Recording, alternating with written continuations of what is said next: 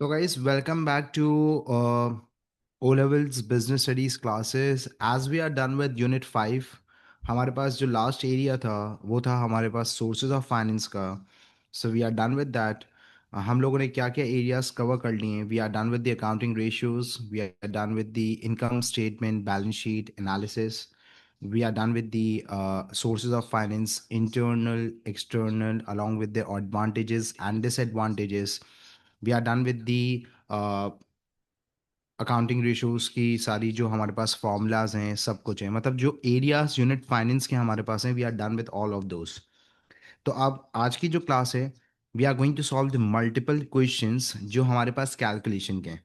तो आपके पास ये जो पेपर वन के अंदर टू टू मार्क्स की कैलकुलेशंस आती हैं regarding the accounting ratios and cash flows, उसको हम आज देखेंगे और आज हम उसको कंप्लीट करेंगे. कुछ क्वेश्चंस मैं सॉल्व करूंगा, कुछ क्वेश्चंस आप लोग सॉल्व करेंगे.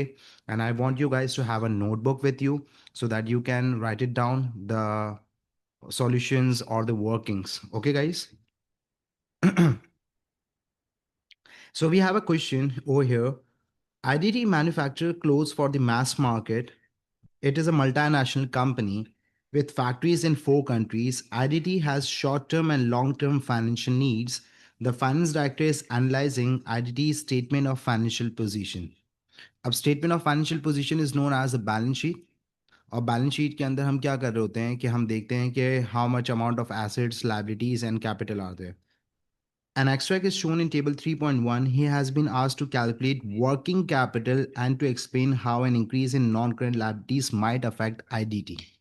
अब यहाँ पे you guys need to understand कि हमारे पास जो कैलकुलेशंस होंगी और जो कैलकुलेशंस के रिलेटेड हमारे पास मार्क्स हैं. अब जैसे for example over here when you look at this, तो आपके पास यहाँ पे 2 मार्क्स हैं और 2 मार्क्स की कैलकुलेशन है. यहाँ पे एग्जामिनर ने क्लियरली लिखा हुआ है वर्किंग और उसके बाद आपका फाइनल आंसर है.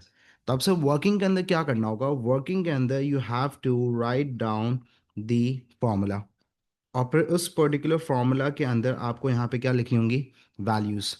आप यहाँ पे फॉर्मूला लिखेंगे फर्स्ट स्टेप के अंदर और इसके बाद यहीं पे आप सेकंड स्टेप के अंदर you are going to input the values और इसके बाद whatever the answer is वो यहाँ पे आप लिखेंगे. कैलकुलेटर आपको लेके जाना है. You need to carry the calculator. अगर आपके पास कैलकुलेटर नहीं है, so how you are going to solve. I know कि बहुत बेसिक कैलकुलेशन होती हैं, आप मैनुअली भी कर सकते हैं, लेकिन if you have the calculator तो आपका टाइम सेव हो जाएगा. अब यहाँ पे अगर for example if you put the values directly in the calculator और डायरेक्टली आप यहाँ पे आंसर लिख देते हैं, तो आपको यहाँ पे पार्शियल 1 मार्क मिलेगा. तो 1 मार्क आपका करेक्ट आंसर का है और 1 मार्क आपके पास वर्किंग का है. Okay guys, good to go. तो आप मुझे एक बात बताएं, calculate its working capital in the year 2023. Again एक और चीज़ यहाँ पे हाईलाइट मैं कर दूं कि आपके पास ये जो 2023 और 2022 है, कभी कभार ऐसा होता है कि यहाँ पे 2023 लिखा हुआ है और यहाँ पे आपके पास 2022 लिखा हुआ है. तो आपके पास कैलकुलेट करने के लिए ये दिया हुआ है.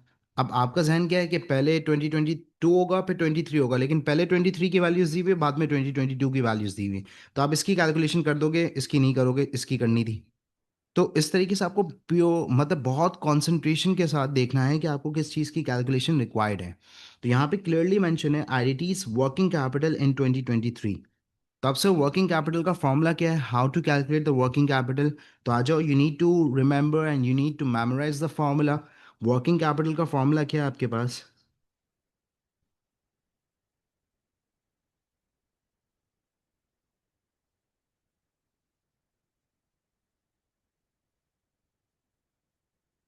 करंट एसेट्स माइनस करंट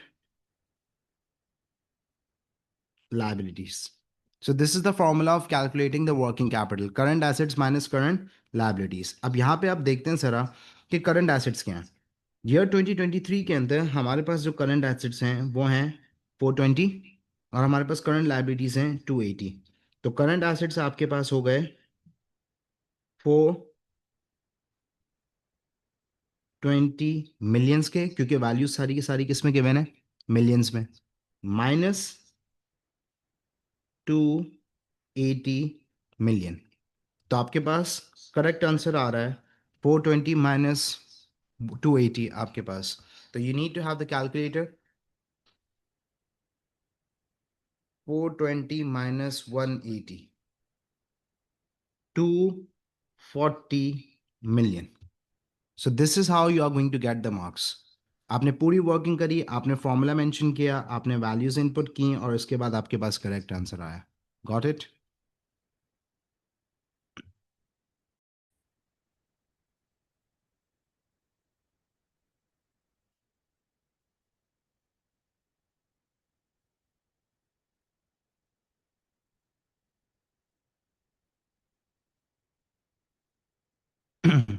अब यहाँ पे हमारे पास क्वेश्चन है. The table is given, table 2.1. Extract from Aisha's cash flow forecast for the first 3 months. जून, जुलाई, अगस्त. मतलब 3 मंथ्स के हमारे पास कैश फ्लोज अवेलेबल हैं और आपको कैलकुलेट करना है, कैलकुलेट एक्स एंड वाई. अब एक्स के अंदर यहाँ पे कैलकुलेट करना है आउटफ्लो और यहाँ पे वाई के अंदर कैलकुलेट करना है एनसीएफ, नेट कैश फ्लो. अब मुझे एक बात बताएं, हाउ टू कैलकुलेट इट. अब यहाँ पे आपके पास इस टाइप के क्वेश्चंस को कहते हैं the calculation of the missing values. यहाँ पे वैल्यूज मिसिंग है, मिसिंग वैल्यूज हैं, इसको आपको यहाँ पे कैलकुलेट करना है. तो how you are going to calculate, आज जो समझते हैं ज़रा कैसे कैलकुलेट होगा एक्स एंड वाई हमारे पास. मुझे एक बात बताएं, आपके पास नेट कैश फ्लो का फॉर्मूला क्या होता है? What is net cash flow? Inflows minus outflows. ऐसा ही है हमारे पास. तो अगर इनफ्लोज 1000 है आपके पास और आपके पास नेट कैश फ्लो 2000 है, तो हम एक काम करते हैं ना ज़रा, हम इसकी फॉर्मूला के अंदर इसकी वैल्यूज को डालते हैं. नेट कैश फ्लो का फॉर्मूला है, एनसीएफ का फॉर्मूला है इनफ्लोज माइनस आउटफ्लोज. अब मुझे एक बात बताएं, इनफ्लोज कितने हैं हमारे पास? इनफ्लोज हमारे पास हैं 1000.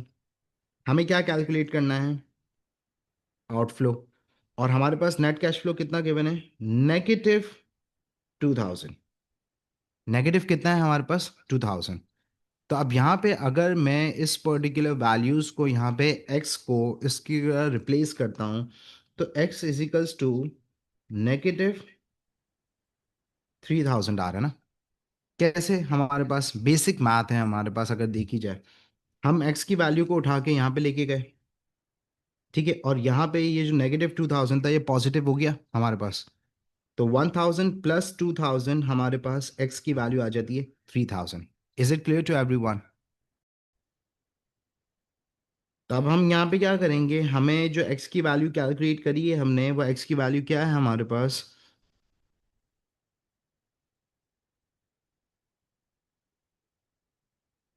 3000 हमारे पास. और इसी तरीके से अब y हमें कैलकुलेट करना है. तो y नेट कैश फ्लो का फॉर्मूला क्या है हमारे पास? नेट कैश फ्लो का फॉर्मूला है हमारे पास इनफ्लोज माइनस आउटफ्लोज. तो इनफ्लोज कितने थे? 2000. आउटफ्लोज कितने थे? 1500. तो हमारे पास 2000 माइनस 1500, तो आपके पास आंसर क्या आ रहा है? 500. तो y का आंसर क्या हुआ हमारे पास? 500 हुआ.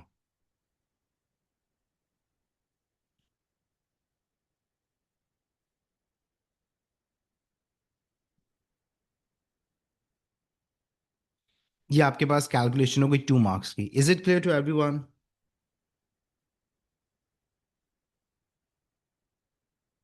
Inflows minus outflows, simple net cash flow. तो आपके पास कॉन्सेप्ट होना चाहिए कि how each calculation is done ना. अगर आपके पास कॉन्सेप्ट नहीं होगा और आपको कैलकुलेशन नहीं आएगी तो आप इस तरीके से आंसर नहीं कैलकुलेट कर सकते. आगे बढ़ते हैं अब हमारे पास.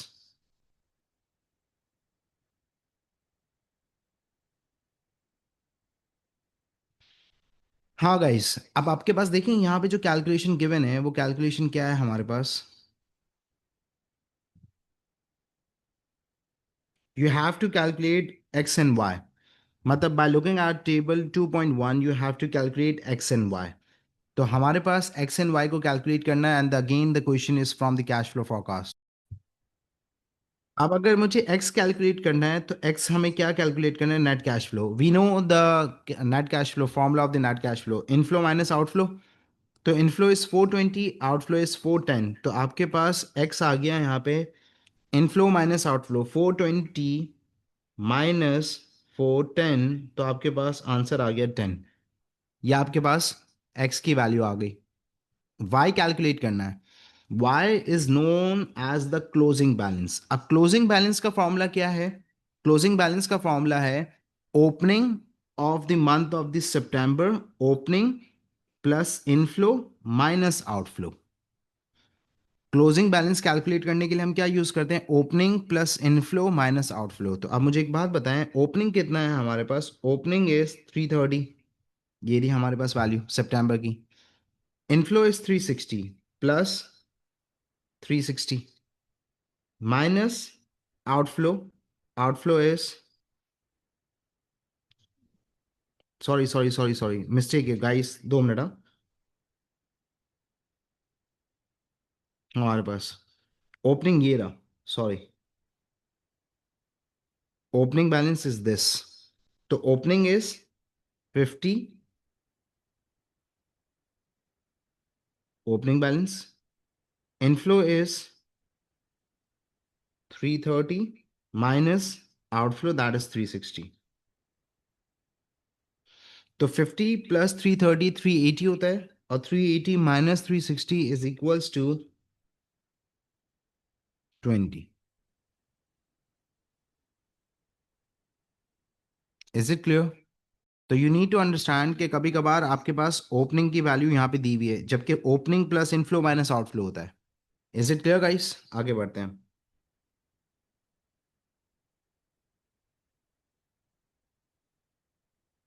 अच्छा गाइस, ये भी एक अच्छा क्वेश्चन है आपके पास। पार्ट सी देखें आपके पास, state whether each of the following would be classified as a current asset और एज अ करंट लायबिलिटी। तो again these questions assesses and test the knowledge of the candidate, कि whether the candidate has the knowledge कि what are the current assets and what are the current liabilities। तो अब आप मुझे बताएं कि हमारे पास करंट एसेट्स क्या हैं। क्या ट्रेड रिसीवेबल्स? कौन होते हैं ट्रेड रिसीवेबल्स? वो सारे कस्टमर्स जिनको हमने गुड्स क्रेडिट पे सेल करें, वो हमें यहाँ पे पे ऑफ कर रहे हैं। या वो सारे कस्टमर जिनसे हमें पैसे लेने हैं, तो वो हमारे एसेट्स होंगे या लाइबिलिटीज? हमें पे तो नहीं करने, हमें पैसे लेने हैं, तो हमारे पास क्या होंगे? करंट एसेट्स होंगे।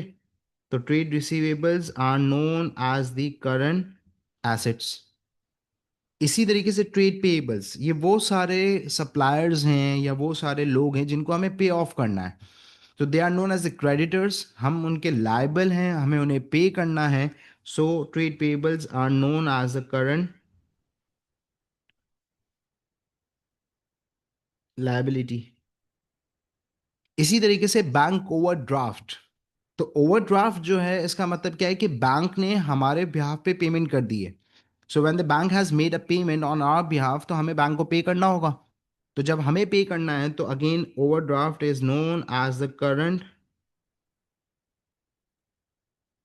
लायबिलिटी। और इन्वेंट्री स्टॉक जो हमारे पास अवेलेबल है, जिसको हम यहाँ पे बेच के कैश जनरेट कर सकते हैं, वो हमारा क्या है? Current asset. तो आप देखिए ना, यहाँ पे आपके कितने मार्क्स सिक्योर हो गए? 4। तो if you have a knowledge कि what are the current assets, what are the current liabilities, तो आपने इजीली मार्क्स क्या कर सकते हैं? सिक्योर कर सकते हैं। Now this is the question. Calculate the average revenue per day. Show your working. So now you need to show the working for 1 mark, and then you have to write down the final answer. So now what is revenue? Revenue is known as the amount of money or the finance you generate through sales. When you make a sale, तो आपके पास जो पैसे आते हैं वो आपका revenue होता है। तो कैलकुलेट करके दिखा दे जल्दी से guys. You have a minute, you have 2 minutes to calculate, and please do the working and write down the correct answer in the chat box.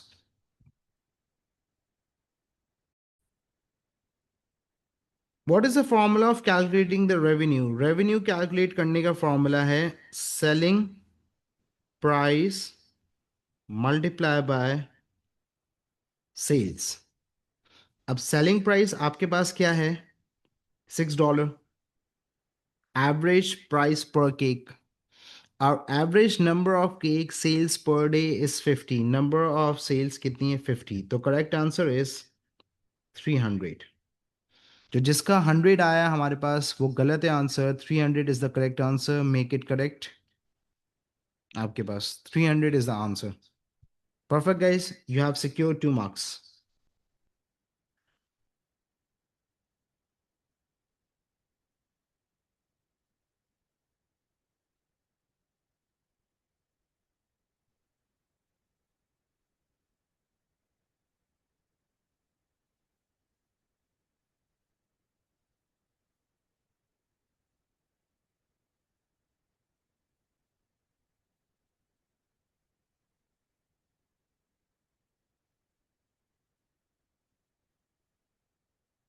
Okay, guys, look at this. Analysis of accounts. We have a table 3.1 over here. Calculate HRO's current ratio. Now, what is current ratio? Current ratio is known as one of the liquidity ratios, जिसके अंदर आप क्या करते हैं, आप अपने current assets को compare करते हैं with the amount of current liabilities. तो जल्दी से वर्किंग शो करके अपना करंट रेशियो का आंसर चैट बॉक्स के अंदर लिखे. I am waiting guys, you have 2 minutes. देखते हैं. अब देखिए हमारे पास यहाँ पे जो करंट रेशियो है उसका फॉर्मूला क्या है. Current ratio is known as one of the liquidity ratios in which you compare the amount of current assets against the current liabilities in order to know कि whether you are able to pay off the current liabilities, short-term debts or not. मतलब do you have the sufficient amount of current assets to pay off your short-term debts? Simple. तो अब current ratio का formula क्या है. तो सबसे पहले तो आप यहाँ पे फॉर्मूला लिख दें. करंट रेशियो का फॉर्मूला है current assets upon current liabilities. Now look at the table and identify कि values of the current assets क्या हैं. Current assets हैं आपके पास 250. Current liabilities कितनी की हैं आपके पास 200 की. अब आपको यहाँ पे इसे सिंप्लीफाई करना है. बिल्कुल सिंपलेस्ट फॉर्म के अंदर जाना है आपको. ठीक है, बिल्कुल सिंपलेस्ट फॉर्म का मतलब ये हुआ कि अगर मैं 5 की टेबल से करता हूँ उसे, ठीक है, या फिर हम सिंपली कैलकुलेटर को अगर यूज करते हैं, तो यहाँ पे आपके पास सिंपलेस्ट फॉर्म आती है 250 डिवाइडेड बाय 200. तो आपके पास आंसर आ रहा है 1.25:1. अब इसका मतलब ये हुआ कि जो बिजनेस की एबिलिटी है वो ये है कि बिजनेस 1.25 टाइम्स अपनी करंट लाइबिलिटीज को पे ऑफ कर सकता है with the amount of current assets. मतलब बिजनेस के पास जो करंट एसेट्स हैं वो 1.25 times against the current liabilities हैं. The simple case. तो आपको इस तरीके से 1:1 लगाना है और सिंपलेस्ट फॉर्म के अंदर लेकर आना है so that you can make a ratio and make comparison कि this much amount of current assets are there against the amount of the current liabilities available in the business. Now look at the question number 2 in which you have to calculate GTA's return on capital employed. ROC आपको calculate करना है. ROC का formula क्या है? Profit upon capital employed multiplied by 100. It is known as one of the profitability ratio which shows that how much amount of profit you are actually earning against the availability of the capital and the resources in the business. तो जल्दी से इसकी calculation करें. I am waiting. So you have to calculate ROC by looking at the information available in table 3.1. तो आ जाए ROC का सबसे पहले हम फॉर्मूला लिख लेते हैं. ROCE formula is profit upon capital employed multiplied by 100. अब what is the amount of profit? 100. Capital employed is 800 multiplied by 100. तो आपके पास आंसर आ रहा है 12.5%. अब आपको एक चीज याद रखनी है कि you have to use the units ना, परसेंट, मिलियन, डॉलर्स, जो भी आपके पास आंसर जिस वैल्यू के अंदर आ रहा होगा वो लिखना है. तो यहाँ पे ROC इज 12.5%. ये आपके पास करेक्ट आंसर है. माइंड बेटा, did you get it? Again आपके पास क्वेश्चन है of ROC by looking at the information available in 2.1. तो अगेन चलें, आपको दोबारा एक चांस मिला है, जल्दी से करें.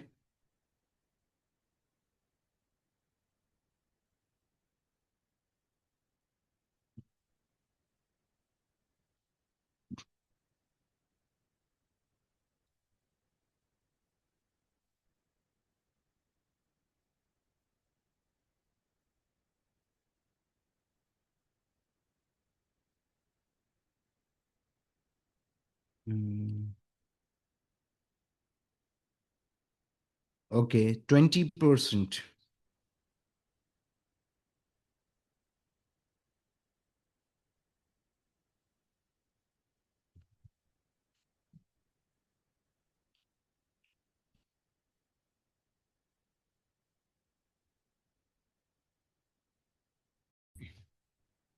तो आज जरा वर्किंग कर देखते हैं, हमारे पास वर्किंग क्या है हमारे पास। Again I am writing down the formula. ROC का फॉर्मूला है profit upon capital employed multiply by 100। The answer would be in percentage. तो आप हमारे पास यहाँ पे वैल्यूज देखते हैं जरा क्या है। Profit is 1,50,000। Capital employed is 7,50,000। So answer is 20%। Perfect, good to go हमारे पास। Perfect.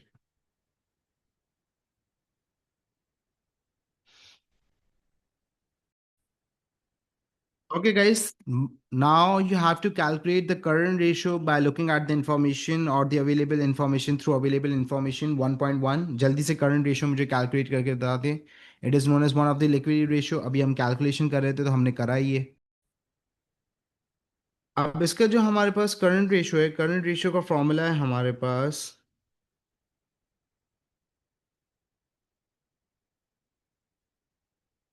current assets upon current liabilities। Current assets हैं आपके पास 120,000 के।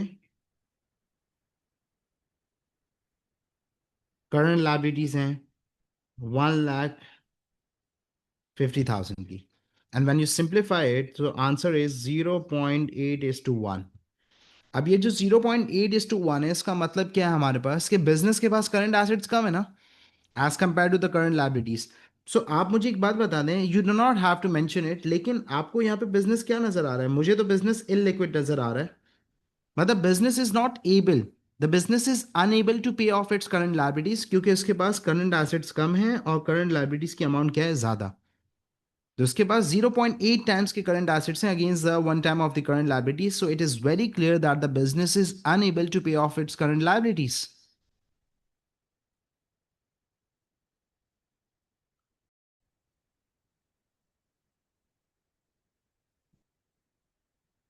अब आप देखें आपके पास यहाँ पे कैलकुलेट कमालास प्रॉफिट मार्जिन। अब देखिए यहाँ पे आपके पास यू नीड टू अंडरस्टैंड, यहाँ पे मैं एक चीज़ आपको री करवा दूं और यहाँ पे एक चीज़ समझा दूं मैं, कि अगर खाली वर्ड प्रॉफिट मार्जिन लिखा हुआ है, देखो आपके पास जो रेशियोज हैं वो दो हैं। एक है ग्रॉस प्रॉफिट मार्जिन, एक है नेट प्रॉफिट मार्जिन, ठीक है। तो अगर यहाँ पे एग्जामिनर कहता है calculate the gross profit margin, तो आप ग्रॉस प्रॉफिट मार्जिन कैलकुलेट करेंगे। लेकिन अगर खाली प्रॉफिट मार्जिन है तो यहाँ पे you are going to apply profit, मतलब नेट प्रॉफिट वाला फॉर्मूला। अगर ग्रॉस प्रॉफिट मार्जिन कैलकुलेट करना होगा, so examiner is going to mention it clearly in the question that you have to calculate the gross profit margin. But when the examiner is not stating, खाली वो कह रहा है calculate the profit margin, तो आप पे profit for the year, net profit, final profit, ये वाली वैल्यूज को यूज करेंगे। दोबारा से इस चीज को समझा रहा हूँ। अगर क्वेश्चन के अंदर मेंशन है that you have to calculate gross profit margin, तो आप फिर ग्रॉस प्रॉफिट मार्जिन का फॉर्मूला यूज करेंगे। लेकिन अगर खाली क्वेश्चन में लिखा हुआ है कैलकुलेट द प्रॉफिट मार्जिन, तो इसका मतलब ये है कि now you have to use the profit for the year, profit, final profit, वो जो वैल्यू होगी उसको आप यूज करेंगे। Is it clear? जल्दी से कैलकुलेट करके मुझे बता दें कि what is a profit margin. चलें स्टार्ट करते हैं, हमारे पास कैलकुलेट करते हैं हमारे पास कि क्या है प्रॉफिट मार्जिन। Answer is 15%। सबका 15% आ रहा है, तो आई थिंक इट्स करेक्ट। तो सबसे पहली चीज़ तो ये कि you have to mention the formula. Formula क्या है हमारे पास? Profit upon revenue multiply by 100। अब आपके पास प्रॉफिट क्या है? Profit is 72 upon Revenue is 480 multiply by 100. तो आपके पास यहाँ पे जो करेक्ट आंसर है 72 divided by 480 multiply by 100. Exactly, the answer is 15%. तो अगेन यहाँ पे आपको एक मार्क करेक्ट वर्किंग का और एक मार्क करेक्ट आंसर का यहाँ पे सिक्योर हो गया है. Is it clear?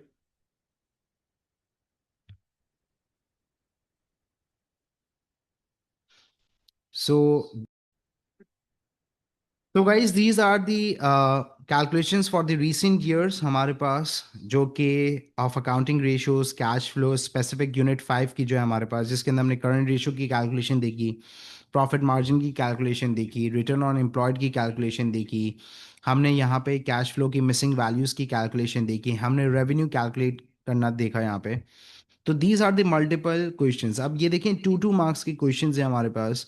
तो ये हमारे पास इजी टू स्कोर है if you know the formula, if you are putting the correct values and if you are using the right formula, so you can secure these marks. और यही marks आपके ए star में और आपके ए के अंदर contribute करते हैं, तो इनको आप इग्नोर नहीं कर सकते. ठीक है. तो आपको क्या क्या चीज़ें रिक्वायर्ड है? Number one, you need to have the correct formula, मतलब आप उसे याद कर लें. अकाउंटिंग आप पढ़ते हैं तो you know the formula. Number two, you need to show the working. And number three, you have to calculate the correct answer. तो अगर आपको ये आता है तो आपके मार्क्स यहाँ पे 100% सिक्योर हैं. आई नो कि कुछ पर्टिकुलर ऐसे क्वेश्चंस होते हैं, जैसे हमने अभी कैश फ्लो वाला देखा था, जिसके अंदर उसने ओपनिंग बैलेंस बाद में दिया हुआ था. ठीक है. जबकि सीक्वेंस ये होता है opening plus inflow minus outflow then net cash flow then the closing balance, लेकिन उसने ओपनिंग नीचे दिया हुआ था.